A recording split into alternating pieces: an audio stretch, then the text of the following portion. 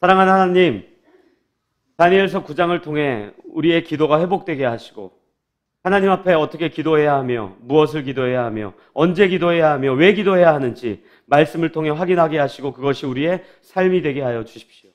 예수 그리스도의 이름으로 기도합니다. 아멘. 아마 저와 신앙생활을 오래 하신 분들이나 혹은 성경 공부를 꽤 많이 하신 분들은 제가 여러분들에게 이제 질문하는 거에 대해서 굉장히 잘 아실 겁니다. 반대로 이야기해서 이걸 모른다면 우리의 신앙이 굉장히 심각한 겁니다. 여러분들, 교회에 3대 표지가 있습니다. 쉽게 이야기하면 이 세 가지가 있으면 교회고 이 세 가지가 없으면 교회가 아니다. 과거 종교개혁이 일어난 이후에 교회들이 이 세 가지를 가지고 교회를 판단했어요. 이게 참교회인가? 이게 거짓교회인가? 이게 진짜 예수를 그리스도로 고백하는 교회인가? 아닌 교회인가?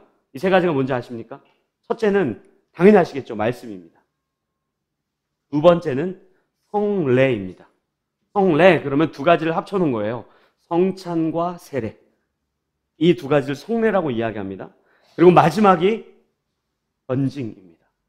굉장히 훌륭하시죠? 누군가가 답을 했어요, 방금. 말씀, 성례, 건징. 이 세 가지가 없으면 그건 참교회가 아니다. 가짜교회다. 왜 그런가 하면 우리가 믿는 신앙의 가장 기본이 말씀이기 때문에 그래요. 예수를 그리스도로 고백하는 것, 하나님이 온 우주를 계획하시고 창조하시고 지금까지 이끌어 오시는 것, 그리고 그것이 흐트러지거나 잘못되지 않게 끝까지 견고하게 인도하시는 그 성령님, 이 삼위일체 하나님이 말씀에 고스란히 드러나기 때문에 교회에 말씀이 있어야 됩니다. 그래서 교회는요, 문화센터 같은 곳이 아니에요. 여러분들에게 많은 것들을 가르쳐주고 많은 선물을 주고 많은 것들에 유익을 끼친다? 물론 좋지요. 근데 거기에 만약에 말씀이 빠져 있다면 그건 교회라고 이야기할 수 없습니다. 두 번째는 왜 성례입니까? 성찬과 세례를 받을 때 우리가 귀로만 듣고 우리가 감사함으로 받았던 모든 말씀이 우리 눈앞에서 펼쳐지는 걸 보는 거예요. 아, 예수 그리스도께서 이렇게 떡과 같이 찢기셨구나. 이 붉은 포도주처럼 피를 흘리셨구나. 그리고 예수를 그리스도로 고백하는 우리에게 물과 성령으로 세례를 주시는구나. 이것을 귀로만 듣던 것을 눈으로 확인해야 되기 때문에 이 초대교회, 지금까지 이어지는 교회에 이 성례는 반드시 존재해야 됩니다. 건징은 뭡니까? 제가 지금까지 쭉 말씀드렸던 것에서 벗어나는 거죠. 예를 들어 하나님을 믿어요. 예수는 안 믿어요. 그럼 옳은 길로 와야죠. 예수까지는 믿어요. 성령님은 안 믿는데요. 아니 이렇게 얘기해요. 그 성령님이 나다. 그 잘못된 길로 빠졌던 것을 건징하며 따뜻하게 권면하며 옳은 길로 돌아오게 하는 것, 이 세 가지가 교회에 반드시 있어야 됩니다. 저는 그런 의미에서 우리 라이프교회가 말씀과 성례, 성찬과 세례, 그리고 건징이 살아있는 교회가 됐으면 좋겠습니다. 근데 이 건징은요, 정죄나 판단이 목적이 아니에요. 따뜻한 거죠. 돌아왔으면 좋겠어. 이쪽으로 왔으면 좋겠어. 그거 잘못 가고 있는 것 같아. 야, 어떻게 이만 땡이라는 사람이 교줄 수 있냐? 말도 안 되는 거야. 그 사람이 어떻게 예수냐? 말도 안 돼. 예수 그리스도는 이미 죽으시고 부활하셔서 승천하신 후 지금 하나님의 우편에서 우리를 위해 중보하고 있는 분이지 어떻게 그럴 수 있어? 라는 것을 우리가 따뜻하게 권면할 수 있어야 되는 거예요. 이렇게 굉장히 열정적으로 설명했는데도 잘 모르겠다라고 하는 분들을 위해서 제가 오늘 본문을 하나 준비했습니다. 누가복음 24장에 제가 지금 말씀드린 이 세 가지를 굉장히 잘 설명하는 본문이 있습니다. 누가복음 24장 13절입니다. 본문이 좀 깁니다. 근데 여러분들 너무 잘 아는 본문입니다. 들어보십시오. 13절부터 35절까지 제가 읽어드리겠습니다. 그날에 그들 중 둘이 예루살렘에서 25리 되는 엠마오라 하는 마을로 가면서 이 모든 된 일을 서로 이야기하더라. 그들이 서로 이야기하며 문의할 때 예수께서 가까이 이르러 그들과 동행하시나 그들의 눈이 가리어져서 그인 줄 알아보지 못하거늘 예수께서 이르시되 너희가 길 가면서 서로 주고받고 하는 이야기가 무엇이냐 하시니 두 사람이 슬픈 빛을 띠고 머물러 서더라. 그 한 사람인 글로바라 하는 자가 대답하여 이르되 당신이 예루살렘에 체류하면서도 요즘 거기서 된 일을 혼자만 알지 못하느냐? 이르시되 무슨 일이냐? 이르되 나사렛 예수의 일이니 그는 하나님과 모든 백성 앞에서 말과 일에 능하신 선지자이거늘 우리 제사장들과 관리들이 사형 판결에 넘겨주어 십자가에 못 박았느니라. 우리는 이 사람이 이스라엘을 속량할 자라고 바랐노라. 이뿐 아니라 이 일이 일어난 지가 사흘째요. 또한 우리 중에 어떤 여자들이 우리를 놀라게 하였으니 이는 그들이 새벽에 무덤에 갔다가 그의 시체는 보지 못하고 와서 그가 살아나셨다 하는 천사들의 나타남을 보았다 함이라. 또 우리와 함께한 자 중 두어 사람이 무덤에 가 과연 여자들이 말한 바와 같음을 보았으나 예수는 보지 못하였느니라 하거늘 이르시되 미련하고 선지자들이 말한 모든 것을 마음에 더디 믿는 자들이여 그리스도가 이런 고난을 받고 자기의 영광에 들어가야 할 것이 아니냐 하시고 이에 모세와 모든 선지자의 글로 시작하여 모든 성경에 쓴 바 자기에 관한 것을 자세히 설명하시니라. 그들이 가는 마을에 가까이 가매 예수는 더 가려 하는 것 같이 하시니 그들이 강권하여 이르되 우리와 함께 유하사이다. 때가 저물어 가고 날이 이미 기울었나이다 하니 이에 그들과 함께 유하러 들어가시니라. 그들과 함께 음식 잡수실 때 떡을 가지사 축사하시고 떼어 그들에게 주시니 그들의 눈이 밝아져 그인 줄 알아보더니 예수는 그들에게 보이지 아니하시는지라. 그들이 서로 말하되 길에서 우리에게 말씀하시고 우리에게 성경을 풀어주실 때 우리 속에서 마음이 뜨겁지 아니하더냐 하고 곧 그때로 일어나 예루살렘에 돌아가 보니 11 제자 및 그들과 함께한 자들이 모여 있어 말하기를 주께서 과연 살아나시고 시몬에게 보이셨다 하는지라. 두 사람도 길에서 된 일과 예수께서 떡을 떼심으로 자기들에게 알려진 것을 말하더라. 아멘. 여러분들 여기 세 가지가 기록되어 있는 거예요. 뭐 쉽게 설명하면 그겁니다. 예수님이 죽고 부활하신 이후에 대충에 대한 소문을 들었지 실제 예수님 부활한 걸 본 적이 없어요, 제자들이. 여기 이렇게 나와요. 여자들이 천사들에게 들었다. 이 표현이 어떤 표현이냐면요. 굉장히 예의 있는 말 같지만요. 그때 당시에 여성들에 대한 증언이 확실하게 증거를 삼지 못할 때이기 때문에 야, 여성들은 들었다는데 우리는 못 믿어. 약간 이런 표현이었어요. 그러니까 이들은 예수님의 제자로서 분명 이분이 메시아인 줄 알았는데 죽은 거예요. 그리고 부활했다는데 본 적이 없는 거죠. 그러니까 어떻게 그럴 수 있지? 투덜투덜대면서 오고 있는데 예수님이 그 길에 합류합니다. 물어보는 거예요. 무슨 얘기하고 있어? 당신 이방인입니까? 외인입니까? 옷차림을 보니까 우리랑 비슷한 사람 같은데 나한테 지금 무슨 얘기를 하냐고 묻냐니요. 지금 예루살렘 전 일대가 예수님의 죽으심과 부활하심으로 떠들썩하게 모두가 그 얘기하고 있는데 당연히 그 얘기죠. 그러면서 얼굴에 슬픈 빛을 보신 거예요. 걱정하는 거죠. 메시아가 아니었나 봐. 죽는 걸로 끝났나? 부활했다는 게 진짜일까? 그때 예수님 뭐라 그래요? 이 바보들아. 이 미련한 자들아. 구약 성경에서 그렇게 끊임없이 반복해서 메시아가 이 땅에 와서 죽음으로 말미암아 너희를 구원할 거 너희 왜 모르냐? 이걸 성경을 가지고 굉장히 여러 번 설명한 거예요. 그런데도 예수님이 누구인지 몰라요. 그러다 나중에 예수님이 뭔가 좀 가르침이 좋은 것 같으니까 함께 우리 밥이라도 먹읍시다. 그때 예수님이 성찬 때 그때 떡을 떼고 포도주를 나눴던 것처럼 떡을 떼니까 그때 이들의 눈이 밝아져서 이분이 예수인 걸 알고 그리고 이제 간증하는 거예요.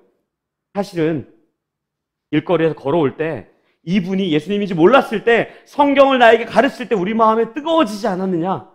이 이야기가 누가복음 24장이거든요. 여기 세 가지가 다 나와 있어요. 왜요? 예수가 그리스도이고 부활했다는 사실을 알지 못하는 그들에게 징계하면서 권면하면서 너희들 왜 바보같이 모르냐라고 이야기하고 옳은 길로 오게 하죠. 하나님의 말씀을 가르치면서 그들의 마음을 뜨겁게 하죠.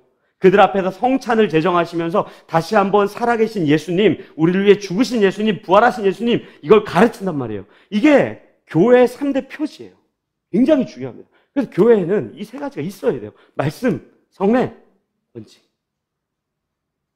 중에 분명히 질문하실 분이 계실 겁니다. 목사님, 기도는 안 중요합니까? 찬양은 안 중요합니까? 여러분들 생각해 보십시오. 우리가 같이 찬양 고백했죠. 이 찬양이 어떤 고백입니까? 하나님의 말씀에 곡조를 붙인 우리의 신앙 고백이에요.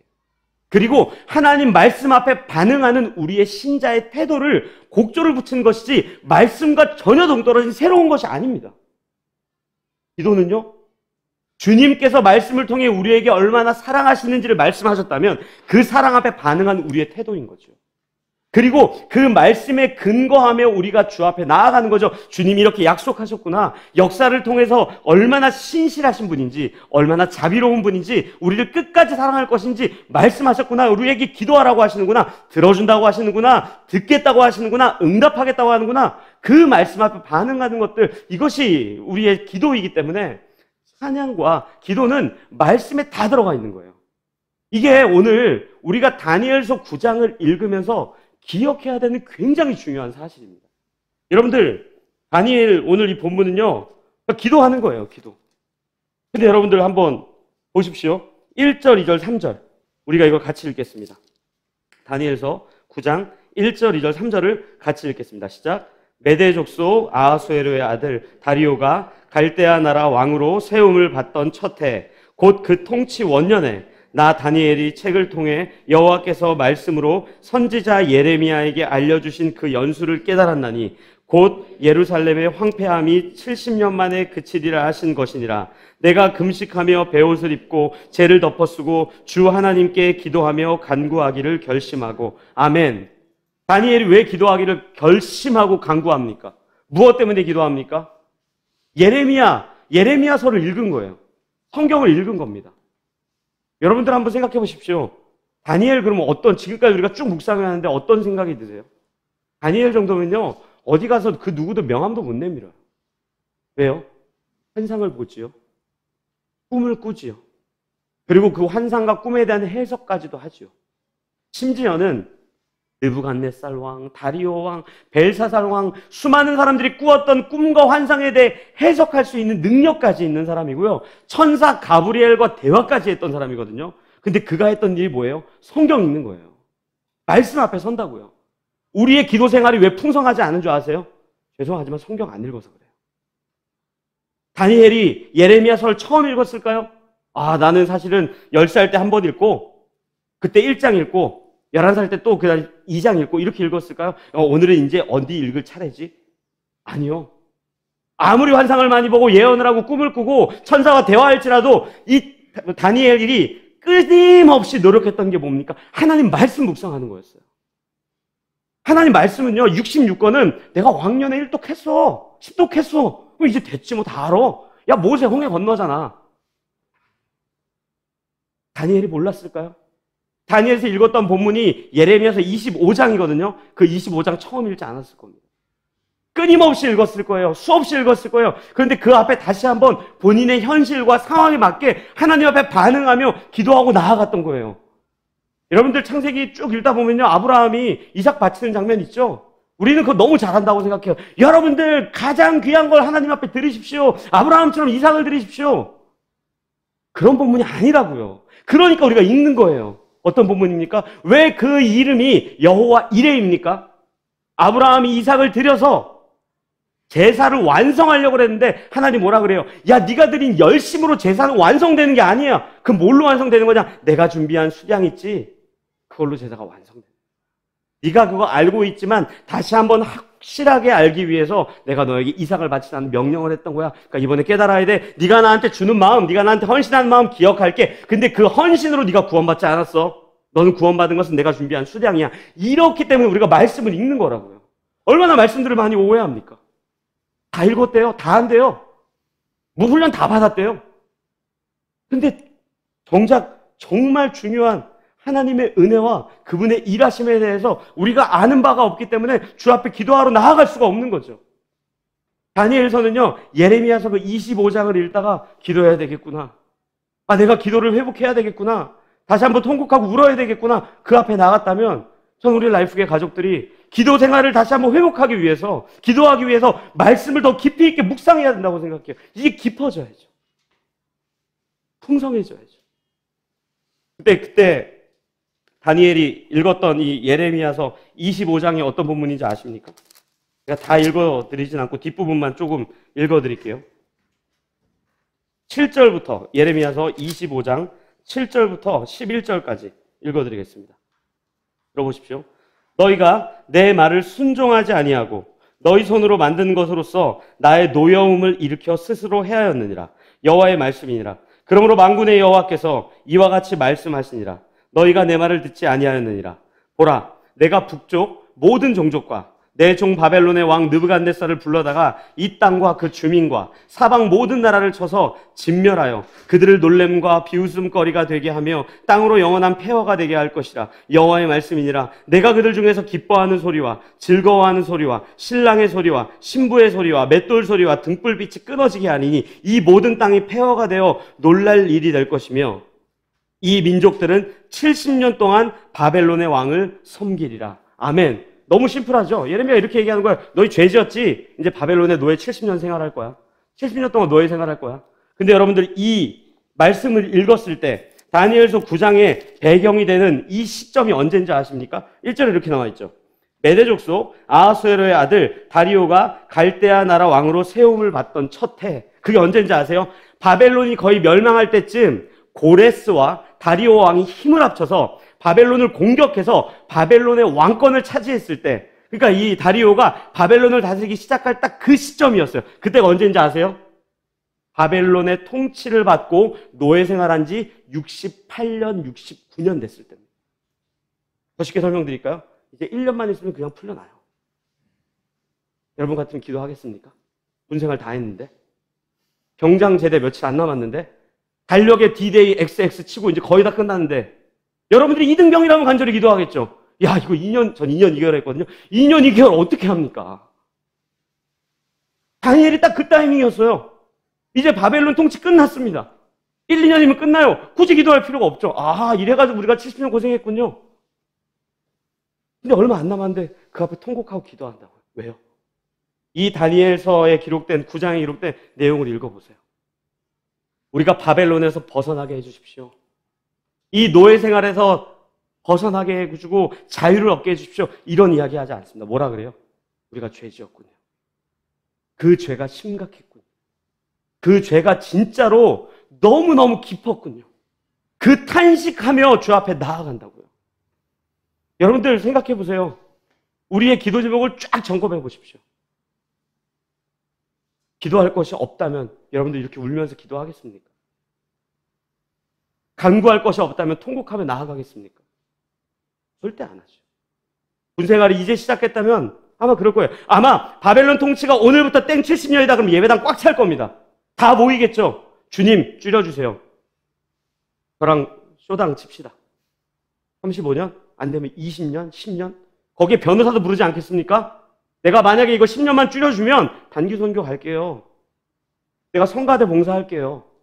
내가 그렇게 하고 싶어 하지 않았던 주일학교 봉사할게요. 여기로 나아가지 않겠습니까? 다니엘은 굳이 기도할 필요가 없어요. 이제 끝났으니까. 그럼에도 불구하고 뭐라고 나옵니까? 베옷을 입고 죄를 뒤집어 쓰고 금식하며 주 앞에 나아갔던 것, 그것이 어떻게 가능해요? 예레미야서를 읽으면서 그 앞에 하나님의 영광과 그 영광 앞에 있는 비천한 죄인의 비참한 모습을 보고 통곡하며 나아가는 거란 말이에요. 우리가 왜 기도 안 합니까? 우리의 비참함을 몰라요. 왜요? 교회 문을 열고 나가서 세상 사람들 중에 그래도 나 정도면 도덕과 윤리가 괜찮지, 그래도 나 정도면 괜찮은 인생 아니겠어? 고만고만한 사람들 보아하면서 나 정도면 리더감 아니야? 이 생각하고 있으니까 기도하지 않죠.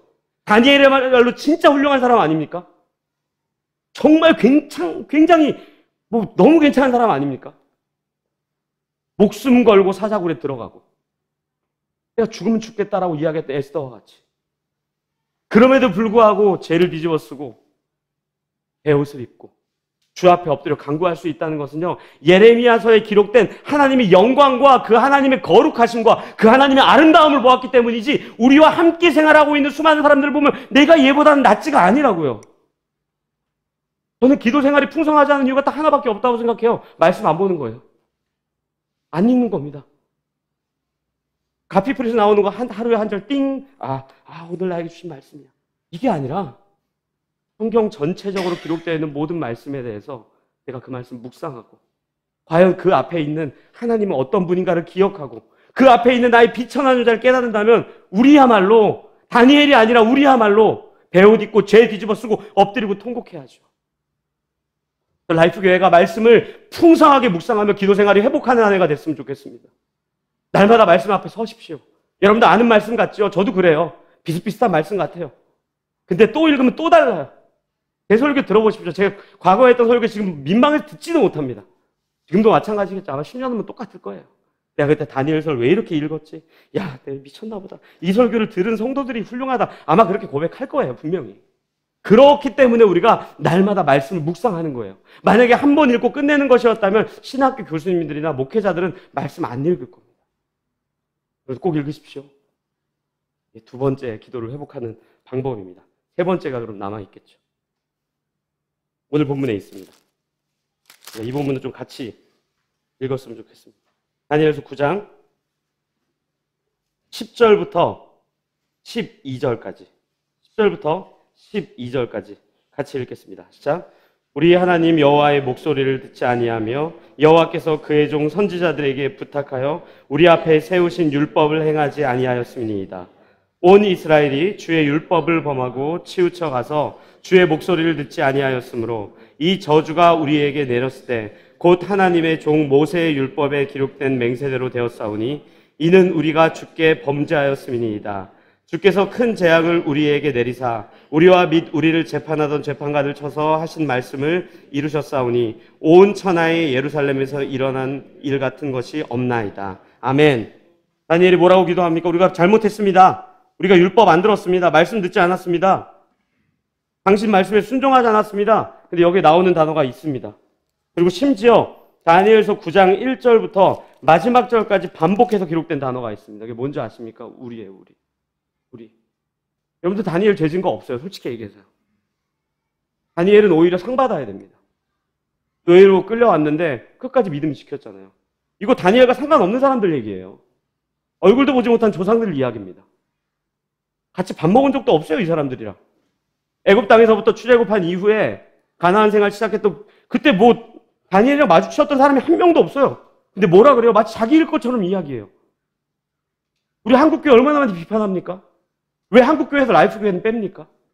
라이프교회 뭐 미국교회입니까? 예수를 머리로 한 교회 아닙니까, 우리도? 우리 죄예요. 교회 사랑이 없다. 교회 따뜻함이 없다. 교회 교제가 없다. 교회 인격이 없다. 거기에서 나는 뺍니까? 나 거기 들어가 있잖아요. 다니엘 그 기도하는 거예요. 왜 우리의 기도가 풍성해지지 않는 줄 아세요? 왜 빈약한 줄 아세요? 내 기도 말고는 없거든요. 70년이 꽉 찼을 때는 기도할 게 없어지거든요. 다니엘 뭐라고 기도해요? 내가 죄졌어. 내 문제입니다. 나의 문제입니다. 이거 다른 사람 문제가 아니고 내 문제입니다. 그 고백을 갖고 주 앞에 나아간다고요. 그랬을 때 우리의 기도가 풍성해지는 거예요. 교회는요, 예수의 피값으로 세워졌다면 교회는요, 누군가의 교회가 아니라 내 교회라고요. 왜 한국 교회를 그렇게 비판하면서 나의 문제라고는 아무도 생각하지 않으세요? 세습에 대해 비판하는 거요? 내가 매 맞아야죠. 제가 몇 번 말씀드리지 않았습니까? 저 어렸을 때도 동네에서 딱지치기 하고 놀다가도요, 목걸이에 십자가 있거나 주일날 성경책까지 교회 가면요, 다르게 봤다니까요. 와, 쟤 교회 다닌데, 와, 쟤는 굉장히 훌륭한 애겠네. 저 훌륭한 게 없어요. 창문 열린 데다 폭죽 집어넣어가지고 막 동네 주민들 막 깜짝깜짝 놀라게 하고 어디서 한 대 얻어 터지고 오면 돌 가지고 그 집 유리 다 깨고 그랬어요, 막. 근데 성경책 들고 가면요, 와, 쟤는 갑자기 다르게 봐요. 그때 제가 어떻게 했겠어요? 아, 저는요, 일을 안 했죠. 아, 제가 교회 다닙니다. 그렇죠? 제가 주일학교에서 성가대도 합니다. 나는 잘한 게 없는데 칭찬받았거든요. 그렇다면 지금 내가 잘못한 게 없는데 세상이 교회를 욕한다면 그 욕도 먹어야죠. 이게 교회라고요. 다니엘이 그것 갖고 주 앞에 나아가는 거예요. 한국 교회에 일어나는 일들, 우리 교회의 누군가의 문제, 그 문제 남의 문제가 아니고 내 문제입니다. 내 문제.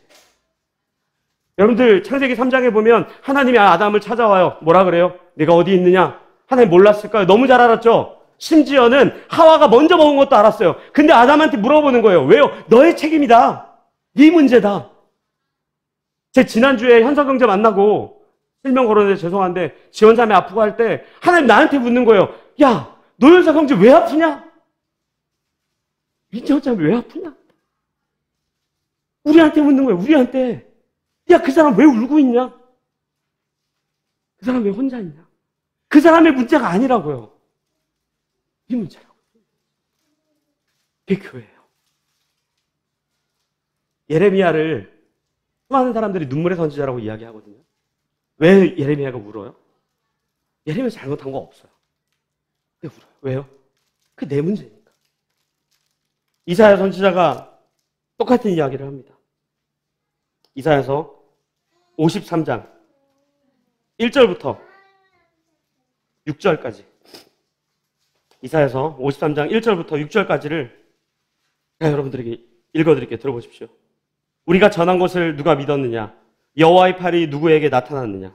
그는 주 앞에서 자라나기를 연한 순 같고 마른 땅에서 나온 뿌리 같아서 고운 모양도 없고 풍채도 없은즉 우리가 보기에 흠모할 만한 아름다운 것이 없도다.